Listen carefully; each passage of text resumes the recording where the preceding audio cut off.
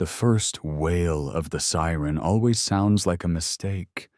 You know the sound. It's a low, mournful moan that crawls up the back of your neck. For a split second, you think it's just a passing ambulance or a fire truck. You dismiss it. You go back to whatever profoundly important thing you were doing, which in my case was debugging a line of code for a flight control system that had all the logical consistency of a squirrel on meth. Then the second wail joins the first, harmonizing in the key of "oh crap." That's when you look out the window. The sky over Creekwood Estates, my little slice of suburban Oklahoma purgatory, had gone from a cheerful baby blue to the color of a 3-day-old bruise. A sickly, greenish-yellow light filtered through the blinds, making everything in my home office look jaundiced. My phone, which had been blissfully silent, began to buzz on the desk with the frantic energy of a trapped hornet. A red banner screamed across the screen, "Tornado warning, take shelter immediately." A normal person would feel a jolt of primal fear, a healthy respect for the awesome, destructive power of Mother Nature. Me? My first thought was a string of curses aimed not at the heavens, but at the beige-clad she-devil who lived 3 houses down. Carol. Even her name sounds like a passive-aggressive sigh. To understand the story that follows, you need to understand my relationship with Carol, the self-appointed God Empress of the Creekwood Estates Homeowners Association. I moved here 10 months ago, lured by the promise of a big garage, fiber internet, and neighbors who supposedly kept to themselves. The garage and the internet were as advertised. The neighbors, well, one of them had made it her life's mission to document my every sin against the holy text she called the HOA bylaws. Our saga began not with a bang, but with a piece of flimsy, rain-soaked paper taped to my front door. It was a violation notice. My crime? My city-issued trash receptacle had been visible from the street for an unauthorized duration of 1 hour and 14 minutes post-pickup. Carol had apparently timed it. Attached was a blurry photograph of the offending green bin, looking like it was on a most wanted poster. A week later, another notice. My 7-year-old niece had come to visit and left a small, smiling garden gnome in my flower bed. This, according to bylaw 284F, constituted an unapproved lawn ornament of a whimsical or mythical nature. This notice included a handwritten addendum in sharp, angry cursive. "This is not a fairy tale village, Mr. Henderson. Our latest battle was over my satellite dish. It was, and I quote, 2 degrees outside the aesthetically approved alignment arc. An alignment arc that, as far as I could tell, existed only in the dark, twisted confines of Carol's mind. So, as the sky turned to mud and the wind began to pick up, my primary emotion wasn't fear. It was irritation. Deep, profound irritation that this meteorological apocalypse was going to somehow, inevitably, involve Carol. "All right, Goose," I said, scooping up my fluffy orange cat from his napping spot on a stack of avionics manuals. "Time to go. Talk to me, Goose." Goose responded with a disgruntled meow, clearly annoyed that I was interrupting his 18th hour of sleep. I grabbed the pre-packed go-bag by the door. Water, first aid kit, cat treats, portable charger, and headed for the one thing my exorbitant HOA dues were meant to provide: safety. The community storm shelter was a squat, concrete bunker built into the center of the neighborhood park. It was ugly, utilitarian, and supposedly rated to withstand an F5 tornado. As I hustled out the door, the wind snatched at my jacket. I saw other families doing the same thing, heads down, kids in tow, a small, frightened herd scurrying toward sanctuary. I reached the heavy steel door, a gust of wind nearly pushing me into it. My hand went to the handle. It didn't turn. I pushed. Nothing. It was locked. Solid. And then I saw the sign. It was brand new, the lamination still gleaming in the sickly light. It was taped perfectly level on the door, its Arial font a beacon of bureaucratic indifference. Shelter access requires 24-hour advance reservation, per Hohe Bylaw 117C. No exceptions. And at the bottom, the two initials that haunted my dreams. CM. Carol Miller. My blood ran cold, and for the first time it had nothing to do with the weather. She was standing about 20 feet away, as if admiring her handiwork. Arms crossed, wearing a safety vest that was, of course, the precise shade of HOA-approved beige. Carol's hair was a perfect, immovable helmet of silver, and her face was pinched in a familiar expression of grim satisfaction. In her hand, she held a large, jangly ring of keys, the keys to our salvation. A small crowd was already gathered, their pleas lost in the rising howl of the wind. The Millers from across the street, their two young kids crying.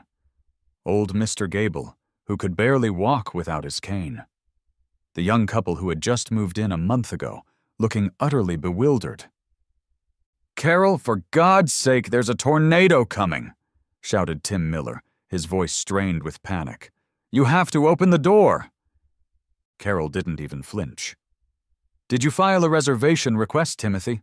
she asked, her voice cutting through the wind with practiced authority. The new rule was emailed out last Tuesday. It's perfectly clear it ensures orderly access and prevents overcrowding. That's when I lost it. The sheer, weaponized stupidity of it all just broke something inside me. "Orderly access?" I yelled, stepping forward. Goose wriggled unhappily in my arms. "It's a tornado, Carol, not a timeshare condo in Boca Raton. Are we supposed to pencil in our potential brush with death a day in advance? What's the protocol for an unscheduled apocalypse?" Her eyes, small and hard like ball bearings, swiveled to me. "Mr. Henderson, I might have known. A man who can't even align his satellite dish properly can hardly be expected to follow simple safety protocols." Dave, my next-door neighbor, appeared at my side, his face pale. "She's certifiable," he muttered to me. "She sent out an email blast about this new rule last week. Subject line, updates to emergency preparedness procedures. I thought it was a joke. I deleted it." Of course he did. We all did. It was the latest in a long line of absurd edicts from the Council of Beige. The world around us was starting to come apart. The wind wasn't just howling now. It was screaming. Tree branches swayed violently, and a loose trash can went skittering down the street like it was chasing a bus. The air was thick with the smell of rain and torn-up earth. That low roar was getting deeper, closer. It sounded like a freight train, just like they always say it does.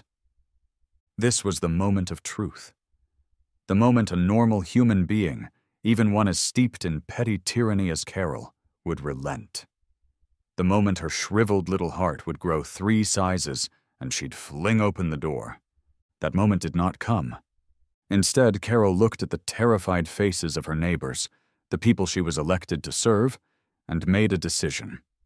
She held up the ring of keys, gave them a little jingle as if to mock us, and delivered her verdict. "Due to the escalating incivility," she announced, her voice rising to be heard over the gale, "and your collective failure to plan, I am deeming this an unauthorized gathering. The shelter is now closed until the all-clear is given. Please disperse to your homes and follow standard personal safety measures." She turned, her back ramrod straight, and began to march briskly toward her own house. We all knew what was in her backyard. A brand-new, top-of-the-line, privately installed tornado shelter. The kind you don't need a reservation for. She didn't look back. Not once. For a full 5 seconds, we all just stood there, stunned into silence by the sheer audacity of it. We had been locked out of our own safety by a woman wielding a laminator and a rule book. The wind tore at our clothes, a physical manifestation of our powerlessness. Then, the spell broke. Panic erupted. People scattered, running back to the flimsy protection of their own homes, to their bathtubs and their basements. I stood there, watching them go, the useless go bag in one hand and my terrified cat in the other. My own house was just 100 yards away. I could go hide in the laundry room, hope for the best. Or an idea sparked in my mind. A ridiculous, insane, beautiful idea. It was an idea born of 10 months of simmering resentment and a lifelong love for all things that fly. I looked at my house. Then I looked at my garage. A slow, wicked grin spread across my face. I turned to Dave, who was trying to herd his wife and 2 kids back toward their home. "Dave!" I yelled. "My place! Now, bring your family!" Dave looked at me, his eyes wide with fear and confusion. "What, your bathtub is bigger than mine?" "Just trust me," I shouted over the roar. "It's better than a bathtub, it's FAA approved." Sprinting in a developing tornado is a unique experience. The air is so thick with pressure it feels like you're running through water, and the wind does its best to push you sideways. I clutched Goose to my chest like a furry football and pounded across the park lawn, Dave and his family right on my heels. A few other neighbors, the ones who had been closest to us, saw our mad dash, and, having no better options, decided to follow. A small, desperate parade charging toward my garage. I fumbled with the keypad, my fingers suddenly slick and stupid. The roar was deafening now, a physical presence that vibrated in my teeth. The garage door groaned open with agonizing slowness, revealing the inner sanctum. My garage is my happy place. It's obsessively organized. Tools hang on a pegboard in perfect silhouette. Engine parts are cleaned and sorted in labeled bins. And against the far wall, looking like a giant, overstuffed piece of military luggage, was the reason for my sudden, glorious inspiration. It was a valise, a massive, tightly packed, bright yellow valise. It was about the size of a love seat, with heavy-duty straps and stenciling across the side that read, "Emergency Slide Raft, Boeing PNS 315-0. 110-317. My piece de resistance, my pride and joy.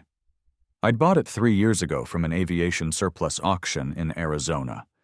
It was a decommissioned, but allegedly still functional emergency evacuation slide from a retired Boeing 747, 400. I'd paid $800 for it, convincing myself it was a novelty item and a hell of a conversation piece. I never, in my wildest dreams, imagined I'd be using it for its intended purpose. What is that?" Dave's wife, Sarah, yelled, her eyes wide as she tried to process the scene. The kids just stared, their fear momentarily replaced by awe. "That," I said, my voice filled with a giddy, maniacal energy I didn't know I possessed, "is Plan B." The entrance to my basement was a simple wooden staircase just inside the garage. It was our only option. I dragged the heavy valise over, positioning it right at the top of the stairs. The wind was now ripping through the open garage door, sending loose papers and dust swirling around us. The lights flickered and died, plunging us into the murky green twilight. This was it, showtime. I located the big, red, T-shaped handle near the top of the pack. The instructions stenciled next to it were simple. "Pull firmly." "Everybody stand back," I yelled. I gave the handle a mighty heave. For a half-second, nothing happened. My heart sank. "Of course it's a dud. You bought a 20-year-old airplane part from a scrapyard, you absolute moron." Then came the hiss. It started as a whisper and grew instantly into a deafening roar of compressed air, a sound that completely overwhelmed the tornado's scream. The yellow fabric exploded from the valise with breathtaking speed. It was a controlled, violent birth. In less than 5 seconds, the thing unfolded and swelled, a giant, cheerful snake of safety uncoiling in my garage. It was bigger than I ever imagined. The slide, a brilliant, obnoxious yellow, filled the entire double garage, pressing gently against my workbench and the side of my car. The top of it formed a perfect angled platform at the lip of the basement stairs, and the body created a smooth, cushioned tube that descended right down into the darkness below. It was absurd. It was magnificent. It was the most beautiful thing I had ever seen. The wind outside screamed its fury, but inside my garage, we had our own god of air and fabric. I turned to my small, stunned flock, a wild grin on my face. I held up Goose, who looked thoroughly unimpressed by the entire proceeding. "All aboard!" I bellowed like a demented cruise director. "The express train to the basement is now departing. HOA Bylaw 117C can kiss my aeronautical ass." I tossed the cat gently down the slide. He landed softly in the darkness below with a startled meow, and then gestured grandly to Dave's kids. "You first. No ticket required." Their fear forgotten, they let out whoops of joy and threw themselves down the slide, disappearing into the safety of the cellar.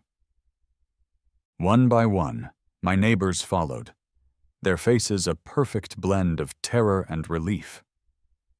As the last person slid down, a section of my neighbor's roof cartwheeled past the garage opening. I took one last look at the chaos outside, gave a metaphorical middle finger to Carol's house, and launched myself down the slide into the welcoming dark. My basement is, by design, unfinished. Its concrete floors, exposed pipes, and the lingering smell of damp earth. But for the next 20 minutes, it was the Ritz-Carlton. About 15 of us were huddled together, a strange mix of adrenaline, residual fear, and a giddy, almost hysterical sense of disbelief. The world above us was ending. We could hear it. The house groaned and shuddered under the strain. There was a percussive series of thuds from upstairs, branches, or maybe the neighbor's trampoline hitting the roof. And through it all, the deep, gut-vibrating roar of the main event passing overhead. No one spoke. We just listened, huddled in the glow of a few phone flashlights. I sat on the bottom step, stroking Goose, who was now purring the traitor. And then as quickly as it started, it was over. The roar receded, replaced by the sound of dripping water and distant sirens. For a long moment, the only sound in the basement was our collective breathing. Then, Dave's 6-year-old son, Timmy, broke the silence. "Can we do the slide again?" The tension shattered. Laughter, shaky and relieved, filled the small space. "I have so many questions," Dave said, clapping me on the shoulder so hard I nearly toppled over. "So many questions. But first, you are my hero, my absolute, undisputed hero." "I bought it at an auction," I explained for the 3rd time as we waited for the all clear. "Figured it would be a cool conversation piece for the garage. Never thought I'd actually use it for, its intended purpose."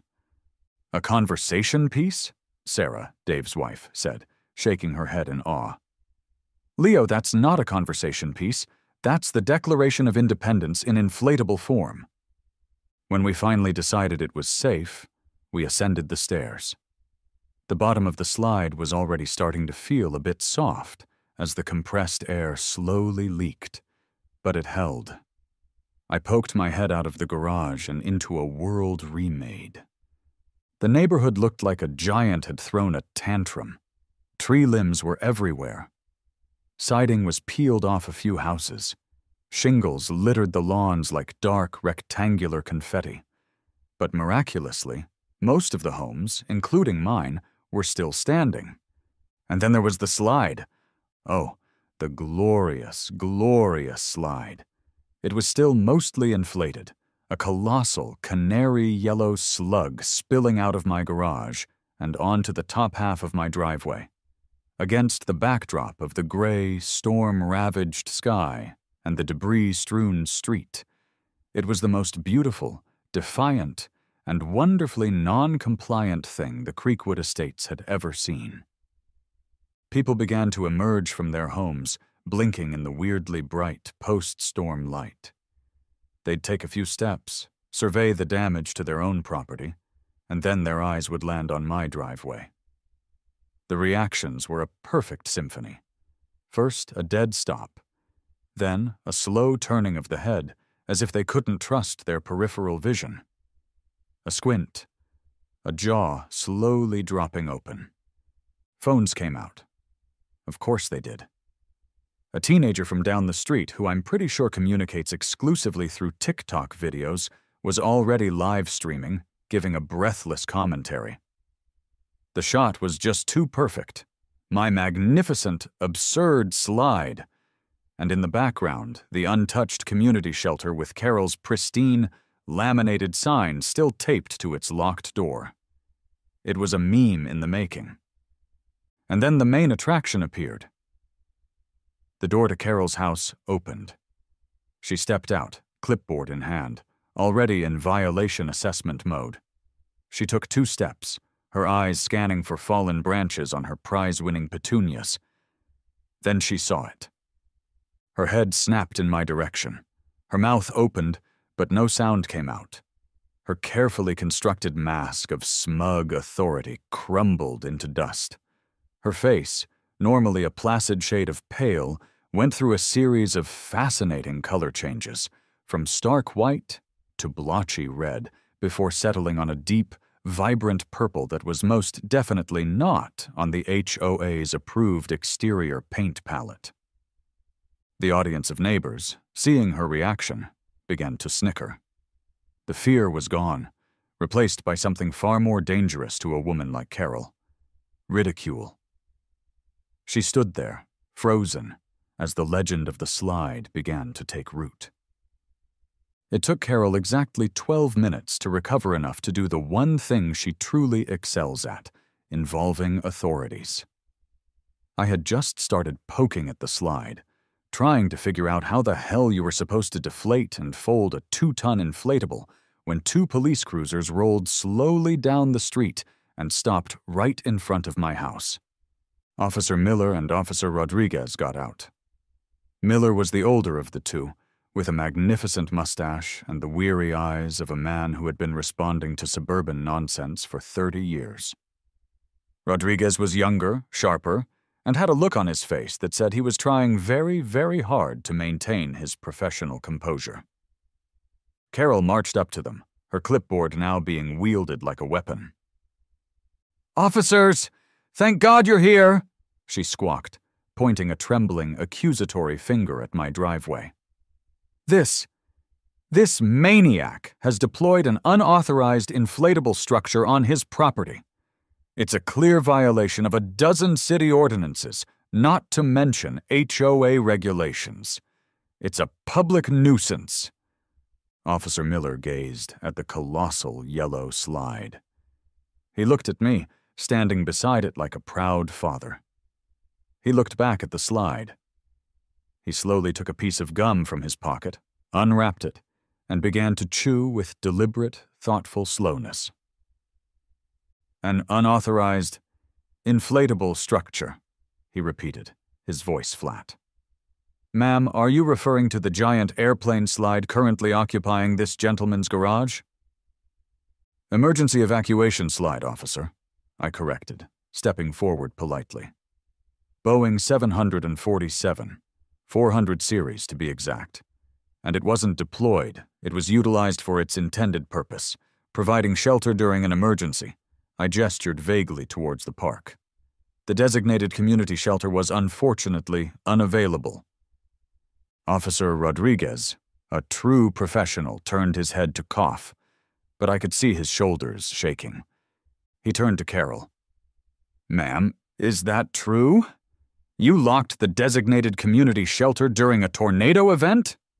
Carol sputtered.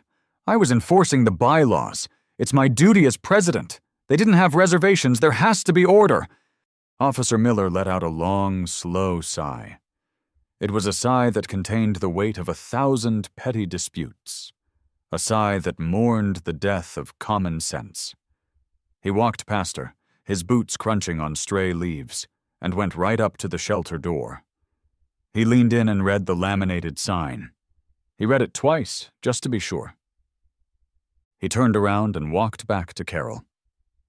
"Ma'am," he said, and the temperature seemed to drop a few degrees. "Let me see if I've got this straight. A tornado, the kind we have drills for, was actively bearing down on this neighborhood. You, in your capacity as HOA president, decided that the best course of action was to lock dozens of people, including children, out of the only purpose-built storm shelter in the area because they didn't fill out a form in advance. It's about procedure," she insisted. "That procedure," Miller continued, his voice dangerously calm, "is what we in law enforcement like to call, and this is a technical term now, reckless endangerment. Insanely dangerous, potentially lethal." He jerked a thumb back at me and my beautiful yellow behemoth. He, on the other hand, used his own private property to provide an alternative shelter for your residents. As far as I can tell, he saved them from having to ride out the storm in their bathrooms. He took a step closer to her. "Now, I've had a quick flip through my ordinance book, and I can't find a single city code that prohibits the ownership or, in this case, the emergency deployment of a personal evacuation slide. Funny. That one seems to have slipped through the cracks." He turned to me, a flicker of something, amusement, respect, in his eyes. "Son, technically this thing is probably blocking the public sidewalk by a few inches." He winked, a barely perceptible twitch of his eyelid. "See if you can get it deflated. In a reasonable amount of time, say before the next tornado." He then fixed his gaze back on Carol, his expression hardening. "Ma'am, you have a nice day, and I would strongly suggest you have a lawyer, a real one, read over your HOA bylaws before you endanger this entire neighborhood again. We will be filing a report on this incident." The officers got back in their cars and drove away. Carol was left standing there, sputtering, her face a mask of pure, impotent rage. She was surrounded by an audience of her neighbors, the very people she ruled over, who were now openly laughing at her. Dave was leaning against his mailbox, wiping tears of mirth from his eyes. The TikTok kid was getting it all on video. It was a complete, total, and public humiliation. Her reign of terror was over. She just didn't know it yet. The slide, it turns out, is a 2-man job to deflate and a 10-man job to fold. It took me, Dave, and a few other grateful neighbors the better part of a weekend to wrestle the beast back into its valise. My garage was finally mine again, but the legend lingered. I was Slide Guy now. Kids would bike past my house and point. I was a local folk hero. I thought that would be the end of it. I thought Carol, having been so thoroughly and publicly shamed, would retreat into her beige house and trouble me no more. I have never been so wrong in my entire life. A week later, a certified letter arrived. It wasn't a flimsy piece of paper taped to my door. This was the big leagues. It was from a law firm, Snodgrass, Bilge and Pummel, or something equally intimidating. The envelope was thick with the promise of misery.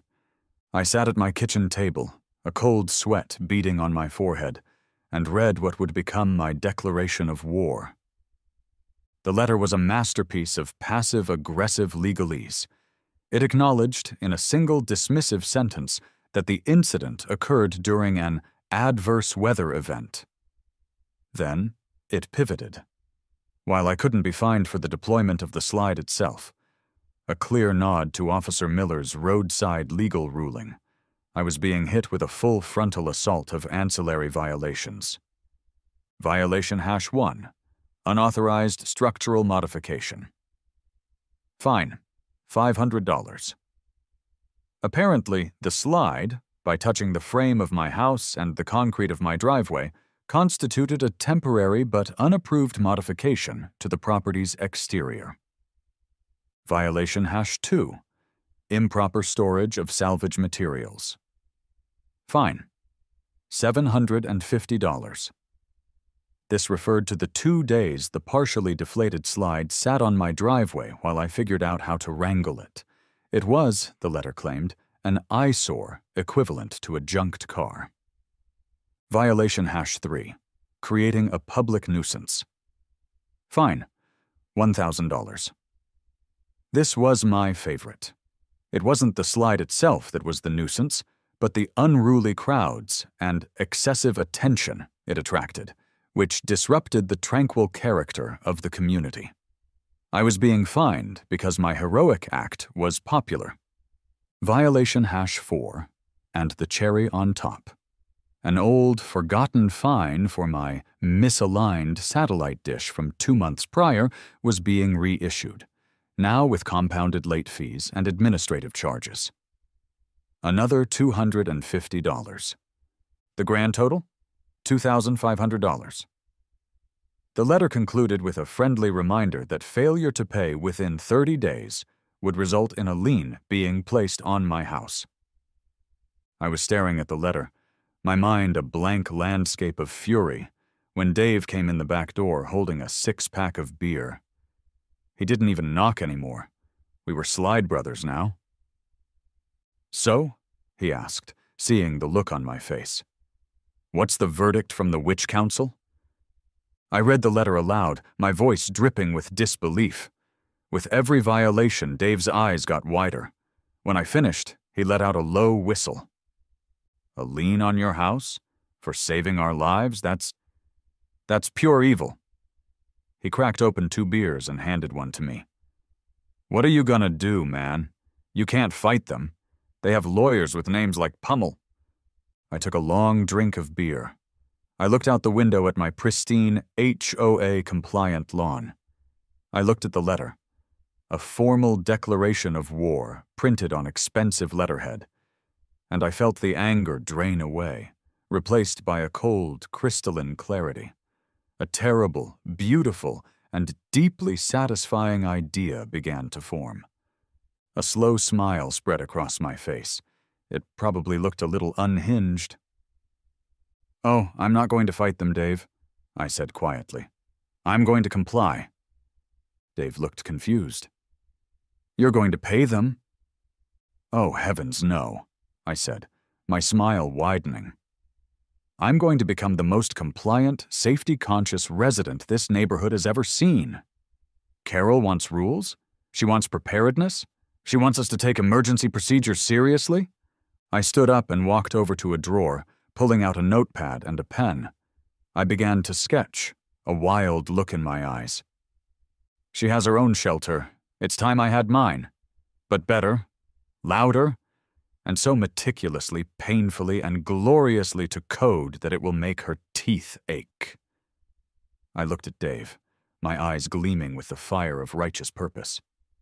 "We're gonna play." My plan required a very specific kind of artist. I didn't need a normal contractor who specialized in kitchen remodels and tasteful patios. I needed a warrior, a construction savant with a chip on his shoulder and a deep, abiding hatred for the petty tyrants of suburban America. My Google search for HOA Dispute Contractor Oklahoma led me to a website that looked like it was designed in 1998. It was beautiful. The company name was Frank the Tank Kowalski's Fortress Construction. The tagline, flashing in glorious yellow word art, was, "We build to last and to annoy." The testimonials page was filled with glowing reviews from homeowners praising Frank for his aggressive approach to zoning disputes and his creative interpretation of setback requirements. I had found my man. Frank the Tank Kowalski did not disappoint. He arrived at my house not in a standard work truck, but in a lifted Ford F350 that looked like it ate other trucks for breakfast. The man himself was somehow even bigger than his vehicle. He was a mountain with a beard, wearing a sweat-stained t-shirt that said, Your rules, my challenge. I led him into the kitchen and laid out my story. The shelter, the slide, the letters, the fines. I showed him the pictures on my phone of the giant yellow slide spilling out of my garage. Frank looked at the photos, then at me. His serious expression cracked, and then he let out a laugh. It wasn't a chuckle. It was a booming, seismic event that rattled the glasses in my cabinets. "Kid," he wheezed, wiping a tear from his eye, "I've been in this business for 30 years. I've fought HOAs over deck colors, lawn heights, and non-native shrubbery. But this, locking people out during a twister and then fining the guy who saved them, this is a masterpiece. This is the Mona Lisa of petty tyranny." He slapped his hand on my table. "I'm in. What are we building?" "I want a personal storm shelter," I said. "In my front yard." Frank's eyes lit up. "Front yard. Bold. I like it. And I want it to be noticeable," I added. "Noticeable?" Frank's grin was a terrifying thing to behold. "Kid, by the time we're done, NORAD is going to be asking you for design tips. We're going to read every line of the city building code, every line of your HOA bylaws, and we are going to follow them to the letter, the malicious letter. She wants to play with rules? We'll bury her in them." That afternoon was one of the most joyous of my life. We sat at my table, armed with the city code, the HOA covenants, and a jug of iced tea. It was a strategy session for a war of attrition. First, the shelter itself. Reinforced concrete, 12 inches thick, way beyond code, but not explicitly forbidden. The entrance would be a heavy, submarine-style hatch door. Bomb-proof, Carol-proof. But the genius was in the details, the places where city code and HOA aesthetics would clash in a beautiful, horrific explosion of compliance. "Okay, ventilation," Frank said, running a thick finger down a page of the code. "Says here, any subterranean shelter must have a ventilation shaft extending a minimum of 48 inches above ground level to prevent gas buildup." He looked at me, a gleam in his eye. "It doesn't specify a color or shape." "I was thinking something industrial," I suggested. "I can get my hands on a bright, safety orange periscope-shaped vent," Frank said. "The kind they use on naval vessels. For safety, of course." "Of course," I agreed solemnly. "The entrance hatch," he continued. "The HOA can't regulate the color of a certified safety-rated steel door. It's a safety issue. They can't touch it." "I think," I said, a slow smile spreading across my face, "that it should be yellow. A bright, cheerful emergency slide yellow." Frank let out another booming laugh. "A tribute! I love it!" The masterstroke came when we looked at the landscaping rules. "Here it is," I said, pointing to Bylaw 142B. "Any excavated earth resulting from approved construction must be used for on-site ornamental landscaping or be hauled away at the homeowner's expense. No unsightly piles of dirt are permitted." Frank chewed on that for a moment, his brow furrowed. Then he slammed his hand on the table again. "A berm," he declared. "We won't make a pile, we'll make a berm. We'll use all the excavated earth to build a massive, perfectly conical mound around the shelter hatch, like a miniature volcano in the middle of your lawn. We'll seed it with the ugliest, scratchiest, but technically 100% native prairie grass we can find. It's not a dirt pile, it's ornamental landscaping. It's a goddamn defensive fortification." It was perfect. It was a weapon of mass disruption, disguised as a safety feature. And every single inch of it would be legal. The day the backhoe arrived was a day that will live in Creekwood Estates' infamy. It rumbled down our quiet suburban street at 7:01 a.m., 1 minute after the city noise ordinance allowed. It parked squarely in front of my house and began to dig a giant, gaping hole in my once perfect lawn. It was glorious. The construction of what the neighborhood quickly dubbed Fort Leo, or Bunker Hill, became the primary source of local entertainment for the next 2 months.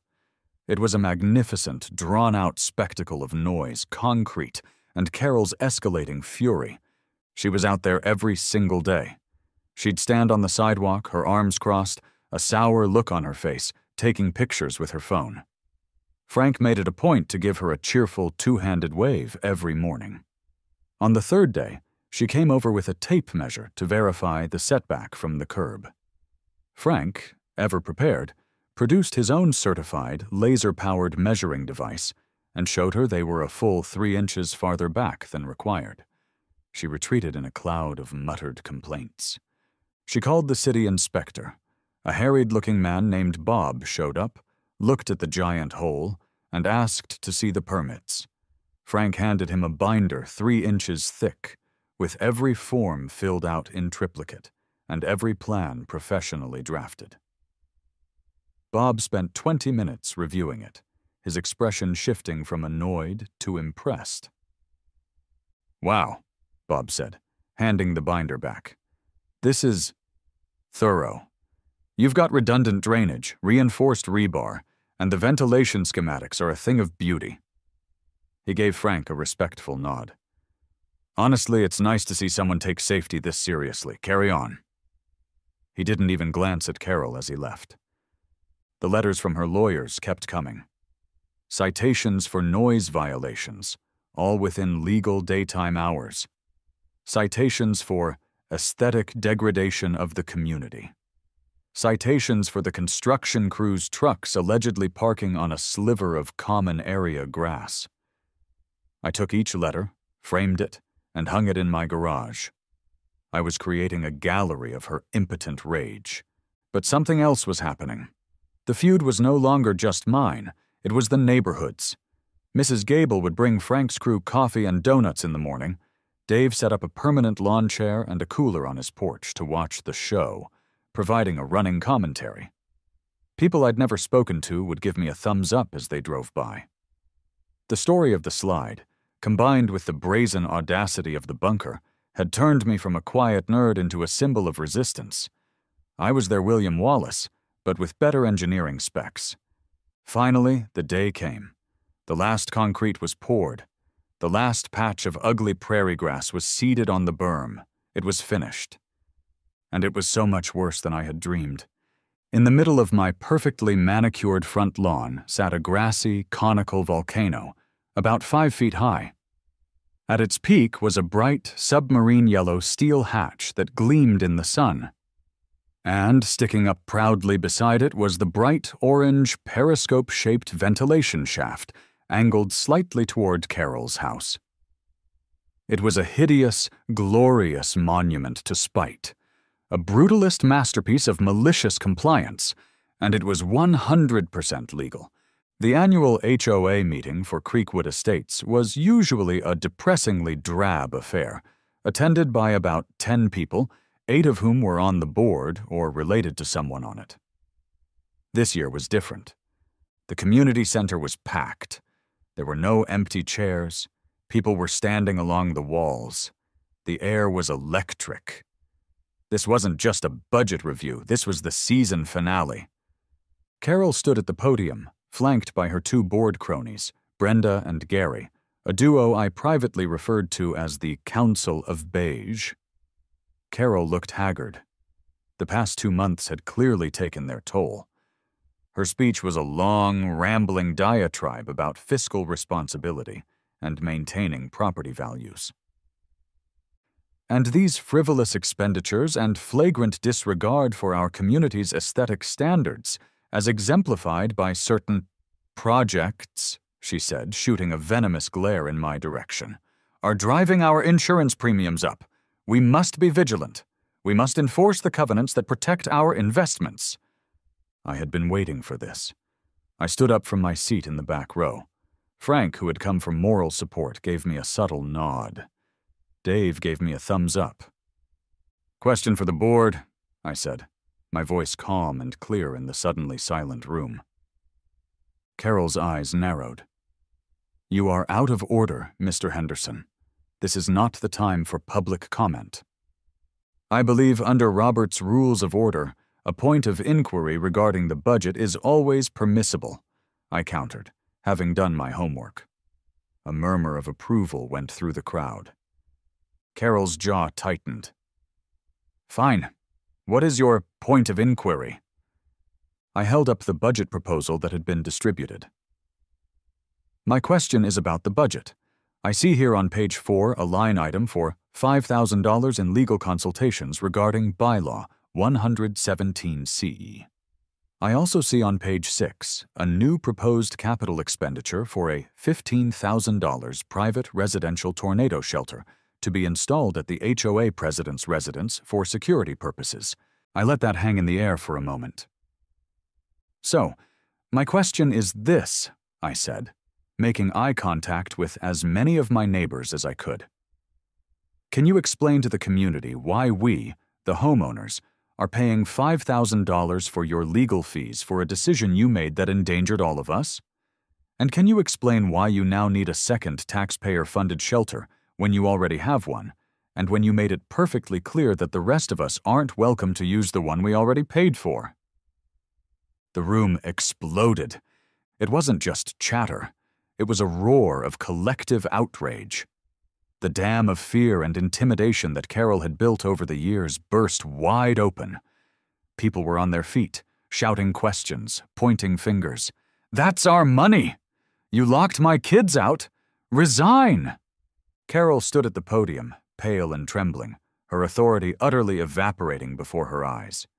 She banged her gavel, but the sound was lost in the noise. That's when Dave stood up on his chair. "Mr. Chairman," he yelled, "I'd like to make a motion. I move to reject the proposed budget." "Second," came a chorus of voices. "And," Dave continued, a huge grin on his face, "as per the election rules, I'd like to formally nominate a new candidate for HOA president. I nominate Leo Slide Guy Henderson." The room erupted in cheers and applause. Someone seconded the nomination before Dave had even finished the sentence. The vote was a formality, a tidal wave of raised hands. It was a coup d'etat carried out by minivan-driving parents and retirees in cardigans. Carol stood there, utterly defeated, as her reign came to a crashing, humiliating end. And that's how I, a quiet aerospace engineer who just wanted to be left alone, accidentally became the president of the Creekwood Estates Homeowners Association. My first official act, passed by unanimous vote at an emergency session held the very next day, was to repeal Bylaw 117C and every other absurd rule Carol had invented. We held a ceremonial shredding of the old covenants.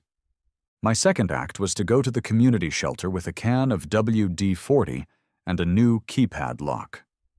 I set the code to 1234 and emailed it to the entire neighborhood with the subject line, "Your shelter code. No reservation needed. Ever." My third act was to formally approve the garden gnome. Not just my nieces, but all garden gnomes, plastic flamingos, and other whimsical yard art. A new era of aesthetic freedom dawned in Creekwood Estates. Carol put her house up for sale a week after the meeting. The new owners, a lovely young couple with 3 kids, and a massive, unapproved playset, seemed to be fitting in just fine. It's a few months later now. I'm sitting on my front porch, sipping a beer. The sun is setting, casting a warm glow on my lawn. From this angle, the grassy berm almost looks peaceful. Dave ambles over from his yard, which now sports a flock of pink flamingos, and hands me another cold one. "Storm's coming in tonight," he says, nodding toward the horizon where dark clouds are gathering. "Yep," I say. "Heard the shelter's fully stocked with juice boxes and granola bars." We clink our bottles. In the distance, the first low rumble of thunder rolls across the plains. But this time, no one is worried. The neighborhood is quiet, peaceful, a little more colorful, a little less beige. I never wanted to be president. I never wanted to be in charge. I just wanted to work on my code, play with my cat, and not be hassled about my trash cans. But I learned a valuable lesson. Sometimes, the only way to deal with a bully who hides behind rules is to build a bigger, better, and much, much uglier rulebook of your own. And sometimes, the only way to get a little peace and quiet is to make a whole lot of noise first. I look at the bright yellow hatch of my bunker, a permanent monument to my temporary insanity. Then I glance toward the garage, where the 747 Slide is neatly packed away, a Titan at rest, ready for its next, hopefully unnecessary, deployment. "Hey, Leo," Dave says, a mischievous glint in his eye. "Does that periscope thing actually work?" I take a long, satisfying drink of my beer and smile. "Like a charm," I say. "And no, Carol, wherever you are, you can't look through it."